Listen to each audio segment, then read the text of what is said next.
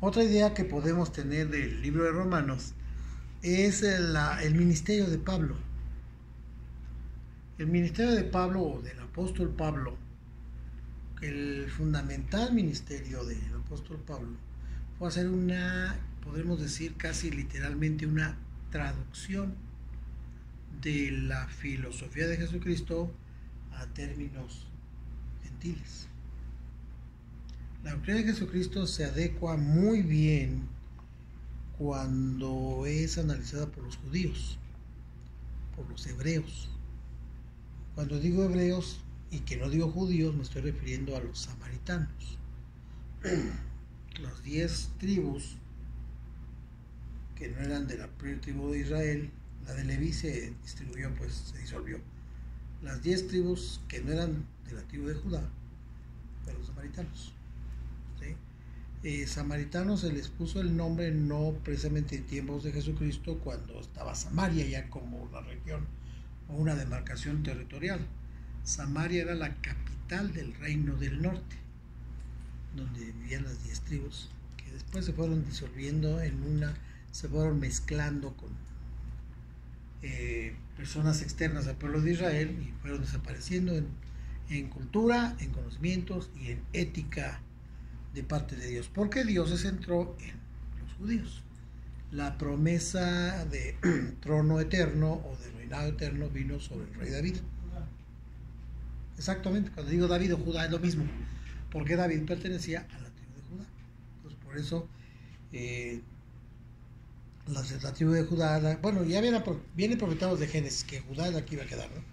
Se acentúa en Judá la esencia de la palabra de Dios y la salvación de la iglesia, y entonces los judíos son los más populares en ese aspecto del conocimiento del Mesías y el surgimiento y la llegada del Mesías. Pero los samaritanos también, porque tenían ciertas raíces hebreas, bueno, las raíces hebreas propiamente. Pero bueno, entonces el mensaje de Cristo viene en empaque judío. El apóstol Pablo lo reconoce muchas veces, ¿sí? Porque ya no hay varón ni hembra, ni griego, ¿eh? Sino ya somos un solo pueblo, pero había que hacer las debidas traducciones. Dice otra expresión de él, dice, porque no avergüenzo del Evangelio, porque es poder de salvación, ¿sí? A los judíos primeramente y también a los griegos, ¿sí? Entonces todo el molde tiene la trayectoria judía, la esencia o la raíz judía, y los judíos pues obviamente hebreos.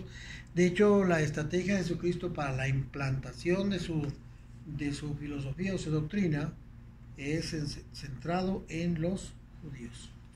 Aquella mujer sirofenicia que vino a buscar auxilio, el Señor Jesús le dijo, no me es posible quitar la comida de los hijos y dárselo a los perrillos, ¿sí? Entonces el Señor dijo, más vayan a las ovejas perdidas de la casa de Israel, no avancen más. Entonces sí estaba limitado, pero no era la intención, ¿sí? La intención de extender el Evangelio fuera de los judíos tampoco le atribuye a Moisés ni a sus descendientes. La extensión del Evangelio fuera de los judíos proviene de Dios, descrita en Abraham, porque Abraham no era judío, ¿sí? Abraham es un gentil, todos ellos eran gentiles. La situación del llamar gentiles a los gentiles y judíos a los judíos ya se deriva cuando se forma el grupo de los judíos propiamente. No sé si los revolví con esto. Sí. Abraham no venía del pueblo de Israel. ¿No? ¿De dónde era? De Mesopotamia. Pastor, ¿por qué? Entonces, ¿por qué los fariseos de antes decían nuestro padre Abraham?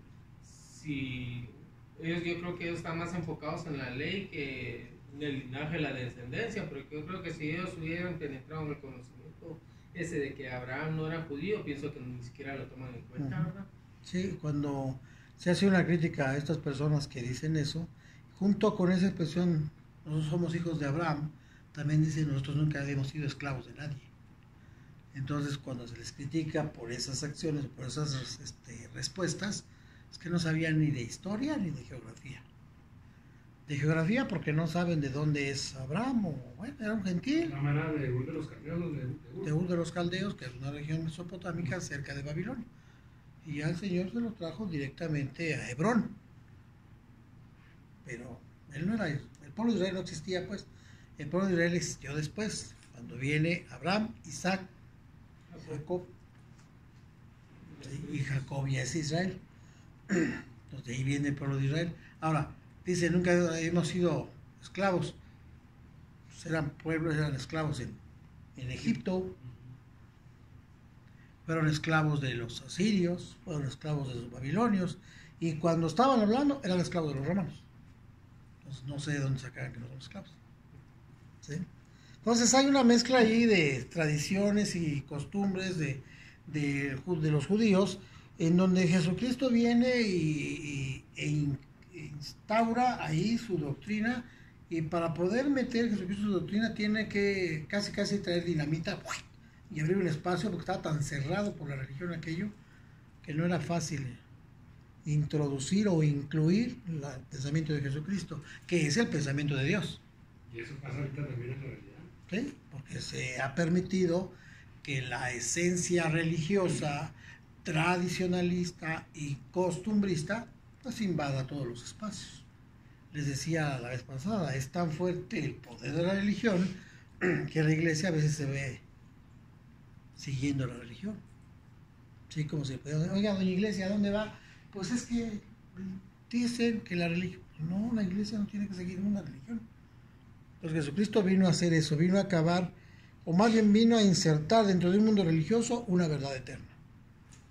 Profetizada desde Génesis, ¿cómo debemos decirle? Reiterada en tiempo de Abraham, conservada durante todo el tiempo de la ley, y que surge en tiempos de Jesucristo, pero en parábolas. ¿Qué quiere decir en parábolas? Que no estaba traducida. El que quería entender las parábolas tenía que traducirla. Hagan de cuenta que nos dan la clase en inglés. Bueno, si la quiero escuchar en inglés, pues la voy a escuchar, ¿verdad? Pero si la quiero entender, necesito traducirla, saber el significado para ver eso. Entonces, el mensaje de Cristo, pues es la institución de la iglesia y se le encarga a sus discípulos. El que iba a empezar el ministerio eclesiástico, ¿quién fue? Pedro. ¿Sí? Él empieza ahí cuando viene el Espíritu Santo, Dios ya les dota a la iglesia, el pequeño grupo de 120 que estaban ahí, les dota de todo lo necesario y del Espíritu Santo para hacerlo, y no lo hacen. O sea, había muchos problemas, había muchas situaciones que no impedían, luego se anexa a eso la persecución de que fueron objeto, y entonces no había mucho tiempo para el estudio. ¿Sí? Sin embargo, como pudieron Pedro y Juan y bueno, los discípulos empezaron a incrementar el número de la iglesia, pero el Señor nuestro Dios tenía un segundo punto de ataque en contra de la religión. ¿Sí? ¿Y cuál es esa? Extender el Evangelio del Reino a todo el mundo con una traducción clara, precisa e inmediata. ¿Cómo va a ser esa traducción de sus parábolas a todo el mundo? Si los discípulos, que eran los portadores de esa traducción, luego no lo entendían bien, pruebas o versículo que lo sustente. En ocasiones dice la Escritura que Pablo tuvo que llamar la atención a Pedro, porque Pedro llevaba el mensaje cristiano en un folder judío. Entonces, sí llevaba el Evangelio de Jesucristo de la salvación por fe, pero también haga también esto de lo mezclaba con los judíos, ¿sí?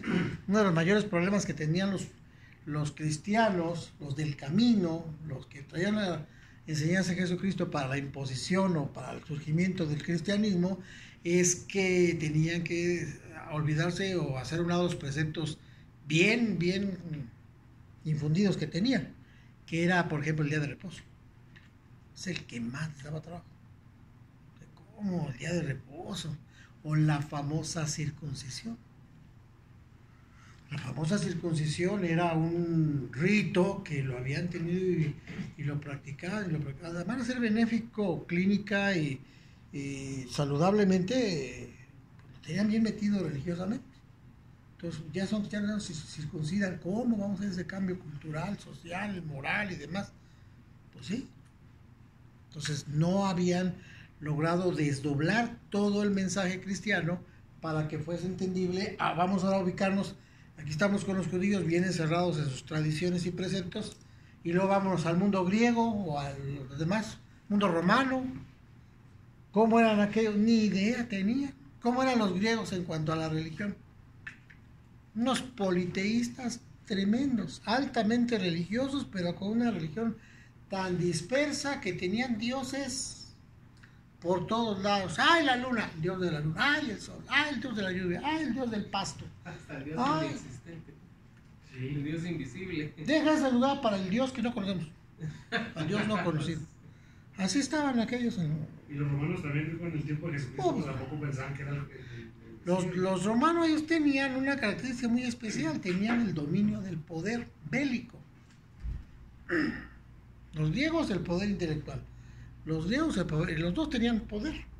Lógicamente que el poder bélico, el poder del ejército les daba más poder económico, porque podían conquistar, podían exigir tributo y entonces vivían sin trabajar. Y ese momento, o esa estadía en ocio, por lo menos por parte de los gobernantes, pues hizo que se crearan toda esa serie de barbaridades que vivían los grandes gobernantes romanos. Ahora, imagínense a una iglesia naciente que no entendía bien las cuestiones bíblicas y se sale a predicar. Sí, hagan de cuenta que a mí me mandaron ahorita, se acabó la iglesia en español, va a predicar en inglés. Uy, pues con trabajo se entiendo el walkthrough, ¿sí? Con trabajo le entiendo. ¿Cómo quiere que vaya a hablar en otro idioma? Tendría yo que profundizar. Entonces, ese yo considero que es uno de los problemas que tenía la iglesia. Jesucristo está consciente de esa problemática y le pone un remedio. ¿Cuál fue el remedio? Ya lo he platicado en otras ocasiones. ¿El remedio de qué, profe? Tienen una problemática para transmitir el mensaje, vamos a decirlo, entre comillas, en español a un mundo que habla inglés, o al revés, un mensaje en inglés a un mundo que habla español. Había que traducirlo. Y las traducciones que podía hacer decir pues no eran del todo completas, correctas o inmediatas como lo necesitaban. Entonces Jesucristo ve esa problemática y que estos no están dando el mensaje completo.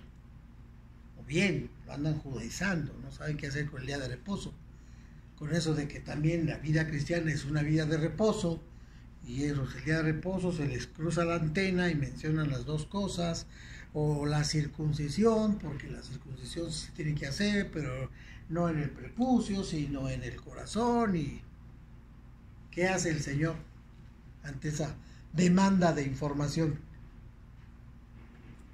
Ya se los he mencionado, a ver qué hace.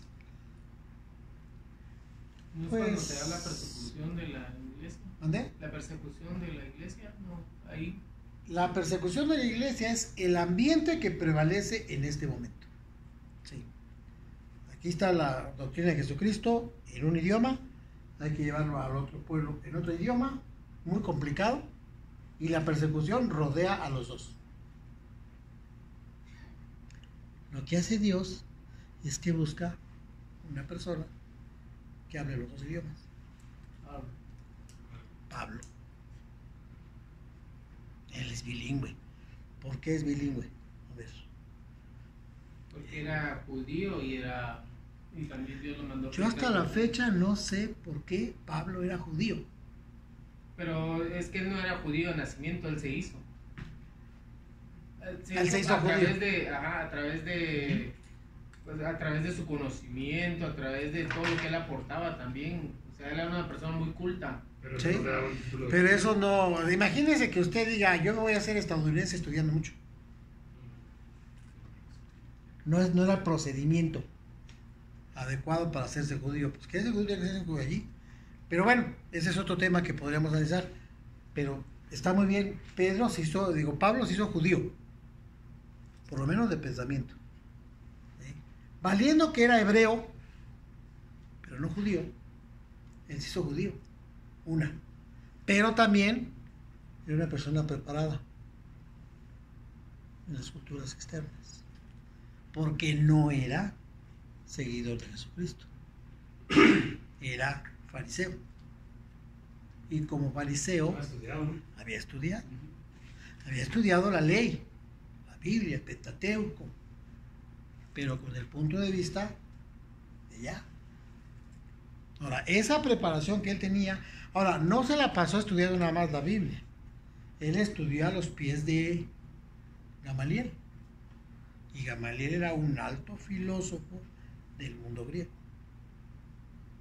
Entonces, Pablo se puede decir que era bilingüe. Pero aún así, cuando es bilingüe, o vamos, bicultural, para ser más propios en el término, conocía la cultura de aquí, conocía la cultura de allá, necesitó la revelación del lenguaje de Dios para imponerlo en un pueblo que ni idea tenía del lenguaje de Dios. ¿Cómo lo hizo Dios para preparar esa situación o solventar esa problemática? Bueno, pues eso que de donde Pablo estaba pues, ya cuando aprendió el lenguaje judío, pues, La cultura judía. La cultura judía, y llevarlo a donde él nació, ¿no? Ujú. Y la pregunta suya es, ¿qué hizo Dios? Porque ya reiteramos o repetimos. Estaba la cultura judía bien cerrada porque sigue siendo cerrada. Ellos no permiten combinación. Estaban las otras culturas, la griega, la romana, que eran las predominantes, aunque había las fenicias, las españolas y las italianas. Pero la más centrada era la romana y la griega. O sea, una cultura cerrada y otras culturas allá cerradas. Entonces, los discípulos eran de esta cultura judía. Y los mandaron a predicar a todo el mundo y se encontraron con una cultura totalmente diferente.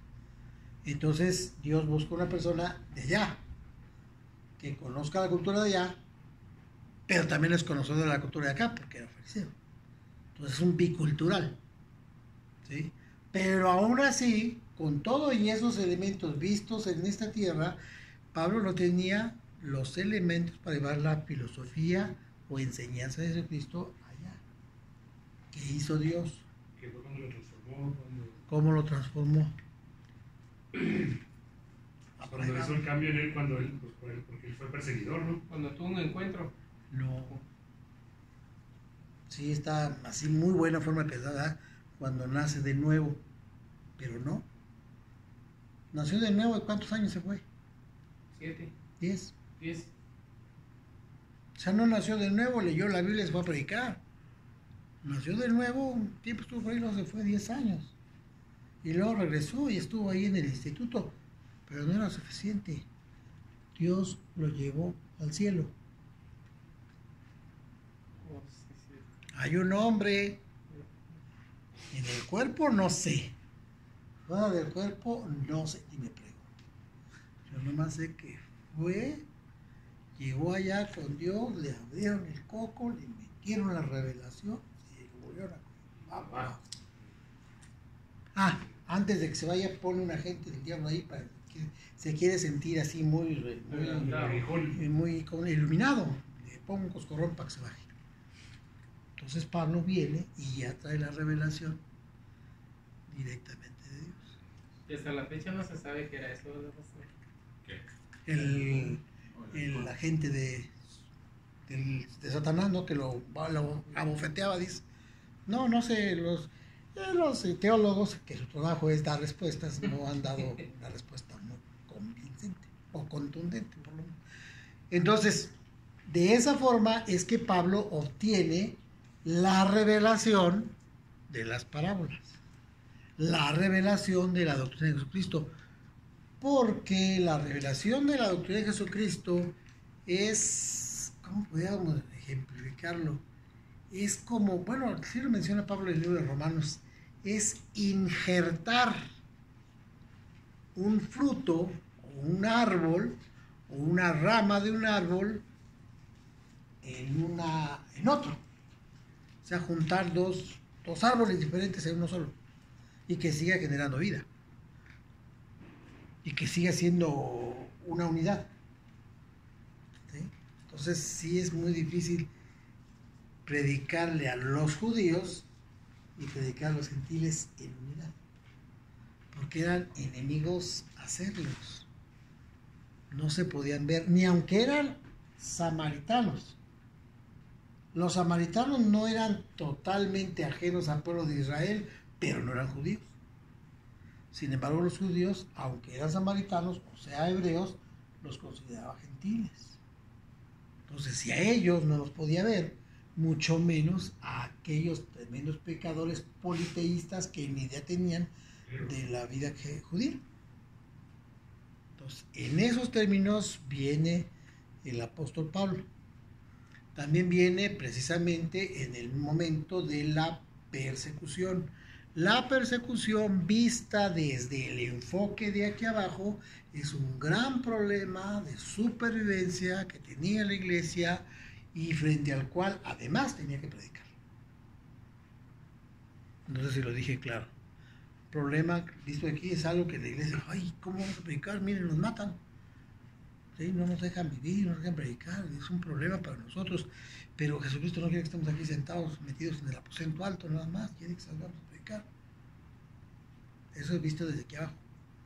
Pero ¿cuál es la realidad de la persecución para la iglesia vista desde arriba? Si le quiere dar un nombre, llámele estrategia de Dios para el esparcimiento de su iglesia. Entonces, cuando Pablo era perseguidor de los cristianos también, ahora pues los mataban, ¿no? Sí, los mataban. Eso fue antes de que claro, fuera al cielo, ¿no? Claro. Sí, para ir allá tenía que nacer de nuevo. Tenía que ser Pablo. Antes no era Pablo, era Saulo. Saulo de Tarso. ¿Sí? Entonces, pero Saulo formaba parte de la estrategia formada por Dios para el esparcimiento de su iglesia. ¿Sí? O sea, Dios no dijo, voy a esparcir mi mensaje y voy a dotarle a Marco, le vamos a dar auto último modelo, le vamos a dar $1,000,000 y le vamos a poner casa allá en Miami para que vaya a predicar allá. Y Marco dice, no, yo sí voy, Señor, heme aquí, envíame a mí. ¿Verdad? Pues con eso, ¿no? Así no era la estrategia de Dios, porque el mensaje de Jesucristo no era ese. Y si no, se lo trae el pez. El mensaje de Jesucristo no era, va usted a instalar, como no ha terminado su oficina, entonces va a estar usted en un hotel ahí 5 estrellas y ahí va usted a preparar, y desde ahí va a acudir a gente para que usted le predique, hace una reunión ahí de un desayuno buffet y todos comen bien feliz. No, así no era la predicación del Evangelio. La predicación del Evangelio era pues como predicaba Jesucristo. Muchas veces pensamos que porque Jesucristo era Jesucristo, él no tenía problemas para la predicación. Pero él tenía problemas para la predicación. El predicar el Evangelio de Jesucristo es como venir y sembrar maíz en tierra como aquí. Bueno, aquí está más amable. Vámonos entre Albuquerque y Santa Fe, por ahí. Y vaya usted allá en una hortaliza, como la tiene en su casa, bien bonita. Se puede. Una tierra árida, nada fértil. Entonces, así predicó Jesucristo. Pero Jesucristo, él sabe, como usted debe saber, y yo tengo, que nuestra predicación va a dar resultado. Bueno, entonces, en ese ámbito surge el apóstol Pablo, y la persecución, dice Dios, bueno, estos muchachos no se van a mover si no les doy coche, beca y casa para que vayan. No. Entonces lo que hace el Señor es pone dentro, junto o anexo a la iglesia, un grupo de hombres y mujeres que los presionan, los cortean, los quieren matar. ¿Y qué hacen los discípulos? Se va. ¿Vale? Y estoy hablando de discípulos, no los apóstoles, sino las personas que habían aprendido de los apóstoles. Los apóstoles se quedaron ahí. Entonces empieza a salir, salió Esteban, salió, ¿cuál era el otro? Felipe, y así. Fueron a partes lejanas a cubrir la gran comisión que estaba dicha en los evangelios. Vayan por todo el mundo y prediquen el evangelio de otra criatura. Entonces no vas a decir, pues ya dijo Jesús, vayamos, tomo la tableta y me voy a predicar. No, hay que aprender la doctrina de Jesucristo. Hay un parecido ahorita también con lo mismo, con todo lo que está pasando, ¿verdad? Claro. Es el propósito de Dios, no que él haya dado el propósito de Dios, es que la gente no se quede así nomás. Y mucha gente, todo el mundo lo está viendo así como una señal, ¿verdad? Mucha gente nomás así al día y al último se le olvida y sigue igual. Algo así como querrás decir religiosamente. Sí. Ah, bueno, pues ese es, les dije hace unos 20 minutos, el objetivo de Dios es una bomba encima de la religiosidad tan dura que estaba en todo tiempo. Y estalló la bomba y rompió aquellos parámetros religiosos y estableció una nueva forma de vida práctica, dinámica, verdadera y eficaz, que es la predicación del Evangelio. Sin embargo, pues la gente no lo entendía, que es muy difícil. Si a nosotros todavía se nos hace difícil entender la expiación, la propiciación, la adopción, la santificación, la regeneración, el nuevo nacimiento, entonces nos da trabajo manejar esos conceptos, ¿sí? No, todavía queremos venir a la iglesia con el uniforme de religiosos. Y no, eso no opera, aquí no es religión. Sí, creo que voy a preparar un tema para un viernes. El tema va a ser religión. Sí, para que ¿mandé? De tan bueno acá estar, a ver si los convertimos. Por eso nos decía el domingo que saliendo de esa puerta, ¿cuál era la palabra que usó? La simple Sí. ignorancia. Sí, ¿Sí? sí. Y es cierto, o sea, a veces y es religión nomás venir, escuchar y no practicar. ¿Sí? Entonces, la religión en tiempo de Jesucristo estaba a todo lo que daba.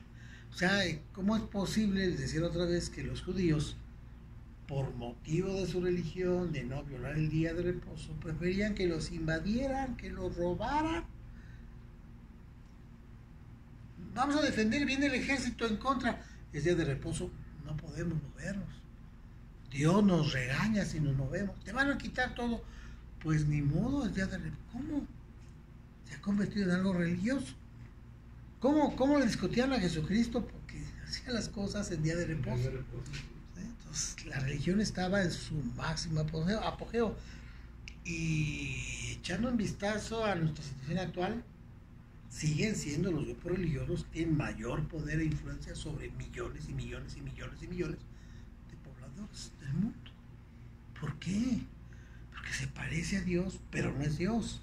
Entonces necesitamos romper ese esquema de religión y encontrarnos con la veracidad del Evangelio. Pues quien tiene el poder más grande, por ejemplo, de lo que es el mundo, que es la iglesia católica, que es el poder, y es una religiosidad, ¿verdad? Una religión. Religión, pues. Y no es la única.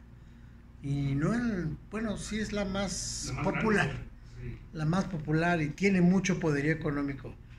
Pero sí habría que analizar ya con más datos y con más precisión si es la más poderosa. Porque tiene también el poder eclesiástico, ¿sería? Sí, ese poder. Sí, pero te menciono que esa religión es una.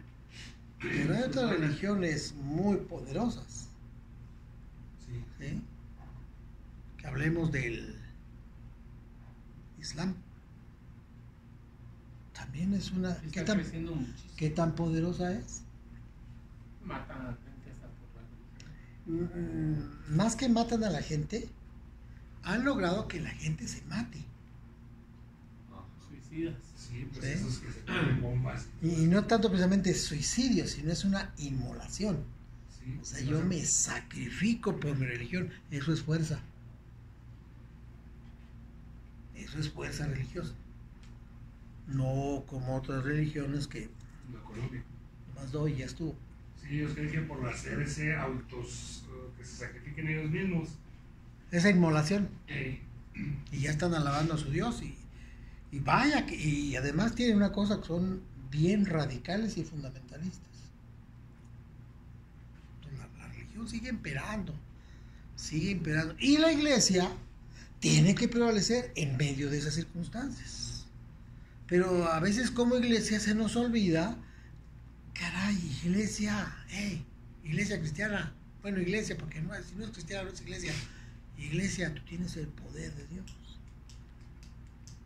Tú tienes el poder de Dios, tú tienes la verdad, tú tienes la realidad, tú tienes los elementos auténticos, no para ir y destruir y andar moviendo los montes y que la pasamos para allá porque tengo mucha fe y andar tirando a la gente. O sea, eso no es la vida de Dios.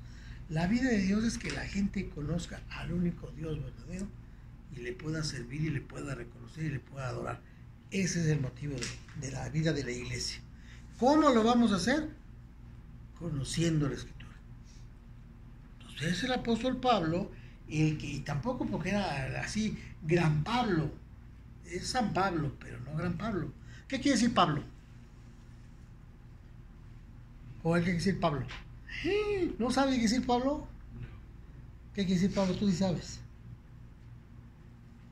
¿No sabes? ¿O te acuerdas? No me acuerdo. Pequeño. Sí, sí. Pequeño. ¿Sí? Pablo. Saulo. No sé de Saulo, pero Pablo quiere decir pequeño.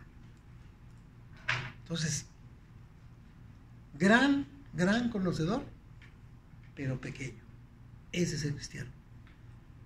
El ser cristiano es el que sabe la verdad de Dios. El más alto conocimiento Eso que se mismo. mantiene humilde. ¿Sí? Y esa es la persona de la que Dios dijo: hey, Ananías, ve y ora por él. Y cuídenlo, porque ese es un instrumento escogido para que vaya y lleve mi evangelio entre los gentiles. Si no hubiera sido por el aguijón, no hubiera sido tan pequeño, piensa usted. Porque el aguijón fue para la vanagloria, ¿no? Sí, para evitar la vanagloria. Hay algunos escritores, lo he visto, ¿verdad?, que dicen que Pablo no necesitaba de eso, porque no lo ven que haya sido, que abusara pues de su posición, o no sé ustedes, ahorita que lo No, veamos. Sí, lo hizo sí. antes, entonces yo pienso No, que pero- para contar ¿Antes cuándo? cuando era Saulo. Ah, entonces no era Pablo, ese era Saulo, Pero entonces, si le fue puesto el aguijón por Dios, es porque Dios sabía por eso. que en realidad, Lo necesitaba. sí, Sí. ¿No sería más bien una medida preventiva? pues. Reitero, Dios- hay autores que dicen Pablo nunca se pasó de la raya. Sin embargo, hay otros que dicen Pablo era especial y de que se le subía lo Pablo se le subía y por eso el aguijón lo golpeaba. Entonces, ahí está esa discusión. Todavía no podemos concluir nada. Algunos versículos sí dicen, porque el mismo dijo, me puso un aguijón que me bofetea, o sea, me golpea. Y está hablando de un tipo presente. Es decir, que sí lo hace. No lo pone así en modo subjuntivo, que puede golpearme. O sea, porque se le quería subir un poco y le Sí. daba su. Pero bueno, pero ese no es el tema de, Como de Dios nos da lo que discusión.